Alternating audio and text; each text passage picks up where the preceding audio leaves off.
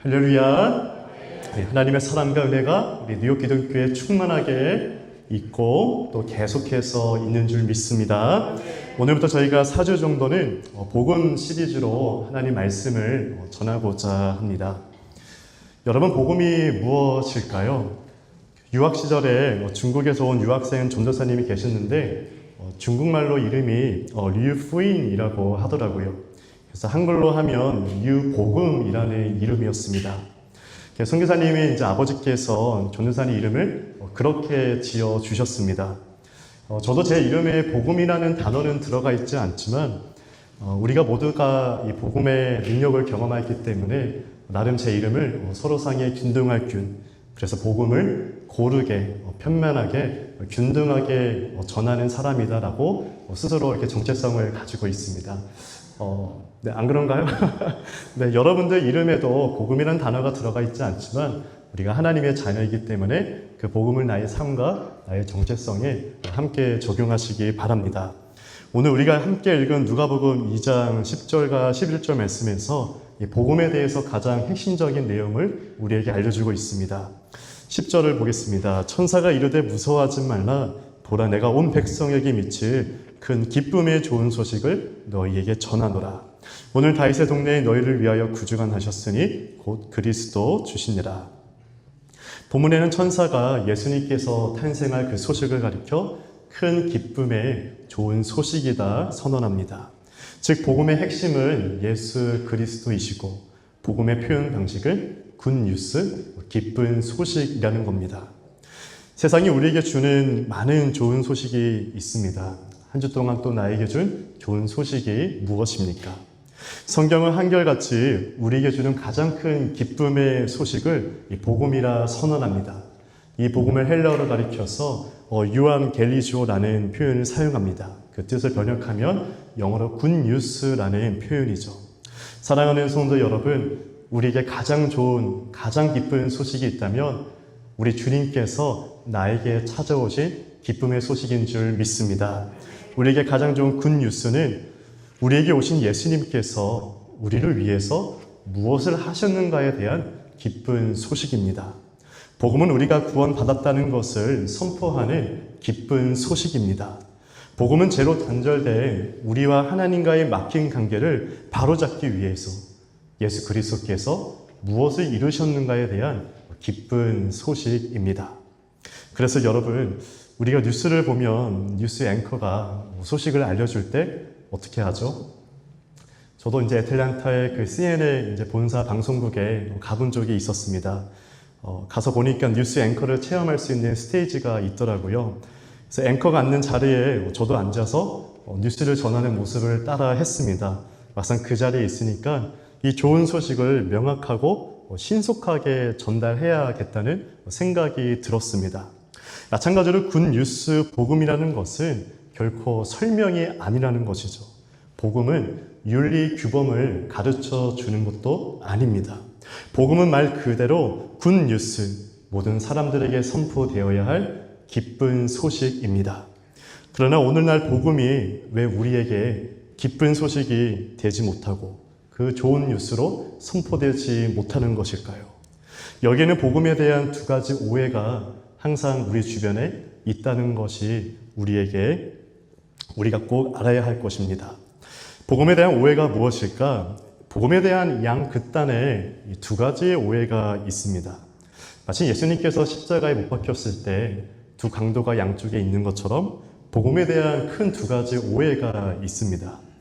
첫 번째는 복음으로 둔갑한 율법주의입니다. 그리고 두 번째는 복음의 능력을 상실한 율법 폐기주의, 은혜 방종주의라 합니다. 복음에 대한 첫 번째 오해는 율법주의입니다. 여러분, 율법주의는 예수님 시대에 바리새인들과 서기관들이 율법에 가지는 그들의 태도에서 나온 말입니다. 우리는 이것을 가리켜 율법주의 또는 행위주의라 말합니다. 율법이라는 것은 좋은 표현이지만 그 말에 주의라는 말이 들어가면 극단적인 표현이 되죠. 율법주의의 핵심은 내가 구원을 받으려면 거룩하고 선한 삶을 살아야 한다 말합니다. 그래서 유대인들을 보면 구약의 모세의 오경을 연구해서 뭐뭐 하라. 총 248가지의 긍정 명령과 뭐뭐 하지 말라. 365개의 부정적인 명령을 합해서 총 613가지의 계명을 정리했습니다. 그래서 이 613가지의 율법을 지켜야만 내가 하나님과의 언약에 있고, 그러지 못할 때에는 하나님과의 언약에서 벗어난다고 생각했습니다. 그러니까 내가 하나님과의 언약에 들어가냐 못 들어가냐, 그 기준이 우리의 인간의 행동에 초점을 맞춘 겁니다. 이것이 율법주의의 특성입니다. 그래서 창세기에서 생육하고 번성하라, 뭐뭐 하라의 긍정적인 명령이 있죠. 즉 자녀를 많이 낳는 것도 계명입니다. 그러나 율법주의에 의하면 자녀를 낳지 못하는 불임이 있는 여인들은 곧 부정한 사람으로, 죄인으로 취급을 받았습니다. 안식일에 이런 명령이 있었습니다. 가족이나 종이나 객이라 할지라도 아무도 일해서는 안 된다. 안식일의 의미가 쉼을 누리면서 우리를 창조하신 하나님의 손길을 기억하면서 구원의 능력을 고백하는 시간이었는데, 그런 의미는 사라지고 내가 안식일에 일을 하냐 안 하느냐에 따라서 내가 하나님과의 언약에 있냐, 언약 안에 있냐 없는지를 따졌다는 것입니다. 여러분, 이것이 율법주의입니다.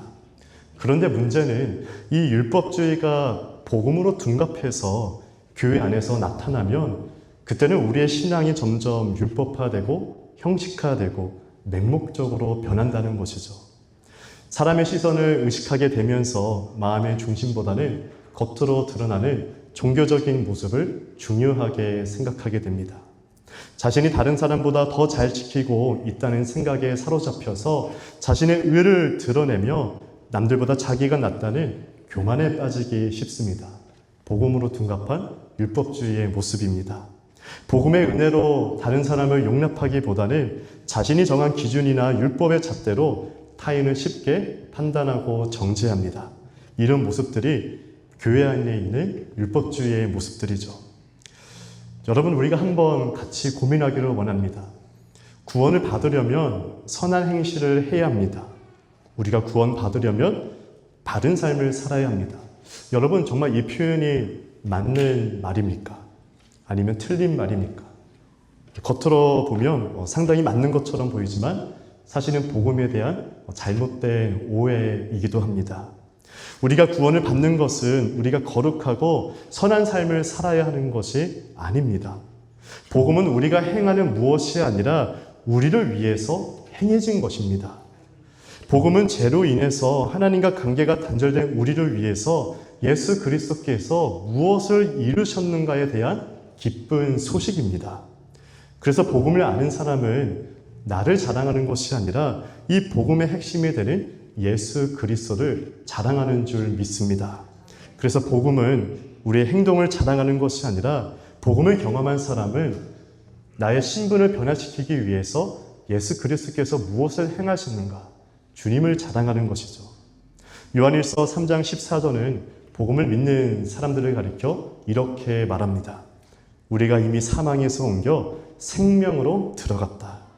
복음 앞에서 우리는 나에게 선한 것이 하나도 없다라는 것을 발견하며 오직 주님만이 선하시고 선하신 주님 안에 내가 있다는 것을 고백하는 사람, 바로 그 사람이 저와 여러분인 줄 믿습니다. 복음에 대한 두 번째 오해는 무엇일까요? 두 번째 오해는 이 율법주의와 반대되는 표현으로서 율법 폐기주의 또는 은혜 방종주의라 합니다. 한번 저를 따라 해보시겠습니까? 율법 폐기주의, 네, 은혜 방종주의. 네, 말이 조금 어려워서 우리 함께 좀 따라해 보았습니다. 율법주의는 우리가 구원을 받으려면 선한 행실을 해야 한다 주장하지만, 율법 폐기주의는 우리가 구원을 받았기 때문에 이제는 더 이상 거룩한 삶을 살지 않아도 된다 말합니다. 율법 폐기론자들은 구원받은 자는 더 이상 구약에 나오는 도덕법, 십계명을 지키지 않아도 된다 합니다. 우리는 칭의만으로 구원을 얻는데 전혀 문제가 없다라고 주장하죠. 한국교회의 대표적인 이단이었던 구원파가 있습니다. 여러분, 이 구원파가 주장하는 말이 무엇입니까? 이미 의인이 되었으므로 죄를 지어도 죄가 되지 않는다 말합니다. 즉 구원 이후에 성도의 삶에 대한 책임과 성화를 무시하는 말이죠. 오늘날 우리가 살아가는 포스트 모더니즘의 사회의 모습도 그러합니다. 이 사회는 모든 것이 상대화되고 자기 자신이 중요하고 모든 것이 주관성으로 주장하는 이 시대 속에 더 이상 내가 죄를 지었다, 하나님 앞에서 우리가 범죄했다, 죄를 짓는다 표현을 사용하지 않습니다. 여러분, 이 율법 폐기주의가 복음으로 변장돼서 우리에게 메시지로 전달되면 어떻게 될까요? 율법 폐기주의에 젖은 복음의 메시지는 이러한 모습으로 우리에게 찾아옵니다. 하나님은 너를 있는 그대로 사랑하셔. 그리고 용납하기 때문에 당신의 즐거움대로 사십시오라고 말합니다. 당신은 구원받은 하나님의 자녀이기 때문에 하나님은 당신이 하는 무엇이든지 다 기뻐하실 것입니다.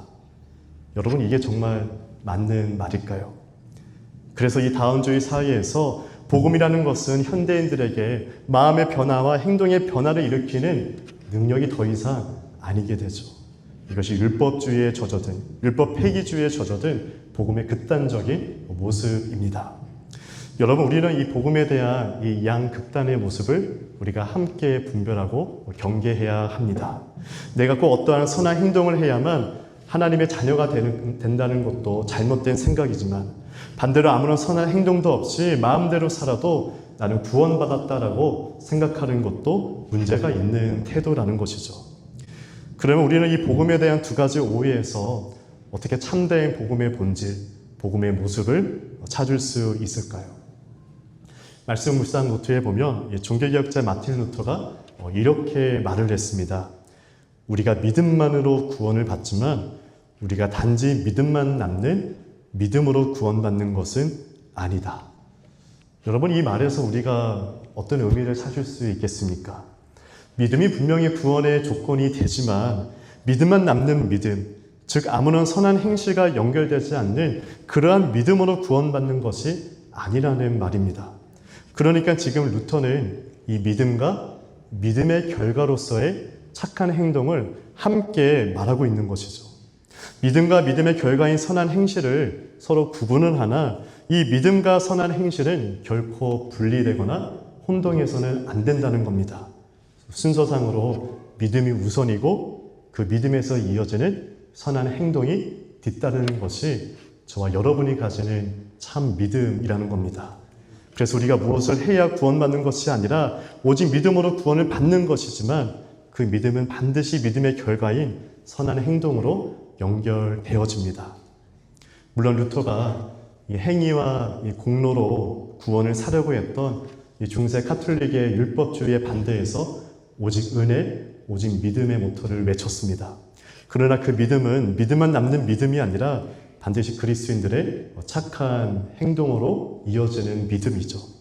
성경은 늘 이 부분에 대해서 한결같이 우리에게 대답을 하고 있습니다.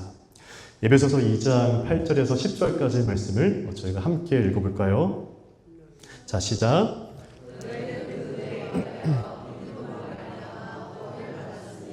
이것은 너희에게서 하나님의 선물이라 행위에서 난 것이 아니니 이는 누구든지 자랑하지 못하게 함이라.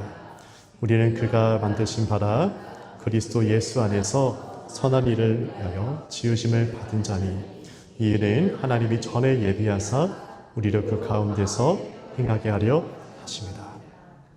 성도 여러분, 지금 사도 바울이 에베소로 보내는 편지에서 정확하게 말하지 않습니까? 우리는 은혜에 의해서 믿음으로 말미암아 구원을 받습니다.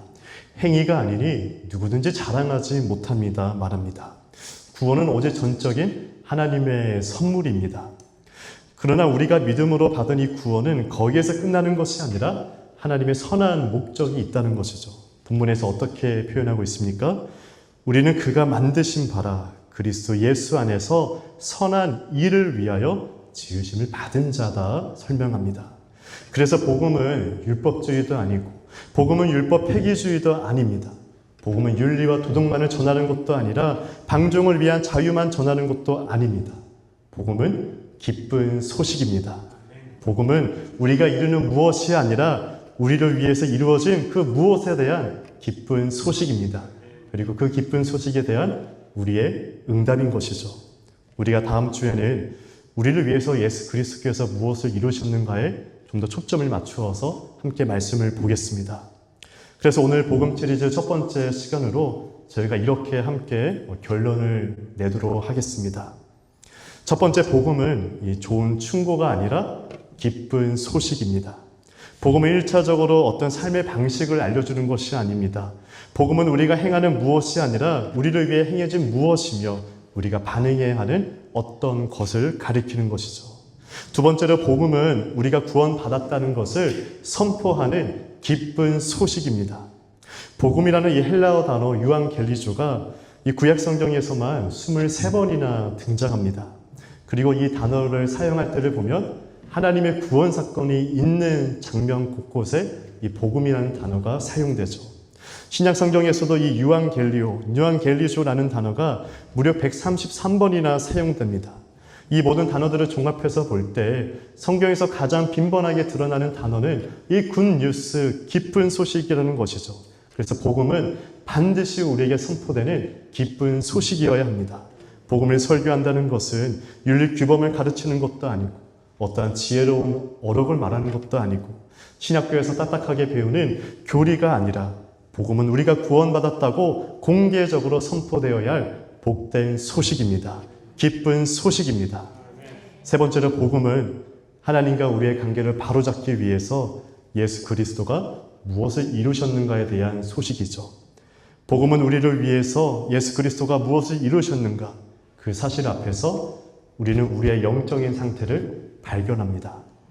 그 신뢰의 대상을 죄인인 나에게 두는 것이 아니라 선하신 하나님께 둡니다.